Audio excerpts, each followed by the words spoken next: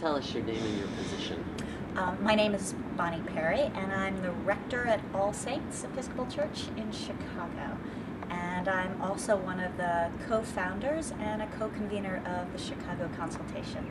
Which is one of the organizations that is sponsoring this consultation. How did the whole thing get rolling? What was the idea behind it? For this consultation? Yes. For us, it was the idea that we could come together with our sisters and brothers in Africa and have a conversation about both mission and inclusion, and to hear about what we're doing, what each other's context is, what our struggles are, and to be able to really listen and learn from each other. Because for us in the Anglican Communion, it's always going to be about those personal relationships. And one of the reasons we're doing Bible study is because all of this in the end is always going to be grounded in the gospel. Terrific. Have you, I mean, we're only a little ways into this, 12 hours or so into it, yet a lot of people are saying, boy, I had this surprising experience or this new experience. Has anything new or surprising happened to you personally, or have you witnessed anything where you just said, wow, somebody just had a revelation there? In our Bible study this morning, I was reminded again that why would you not cry when you receive communion? Huh. Why would you not? Because it is this complete act of giving and receiving and going forth.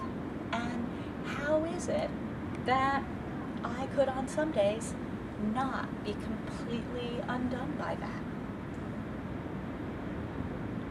Have you, as we were planning this, we wondered how people would get on and whether they'd be able to open up with one another.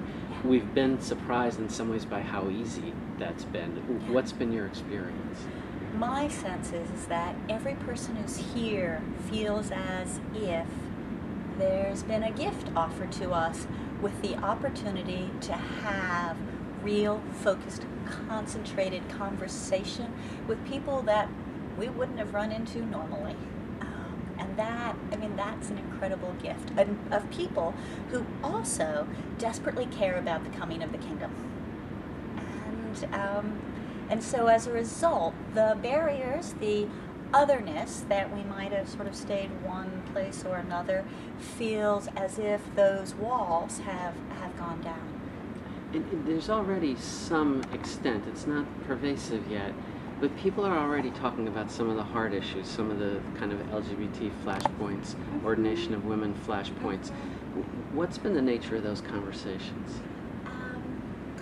What I've heard is that there's a definite sense that for the gospel to be lived, we need not have others.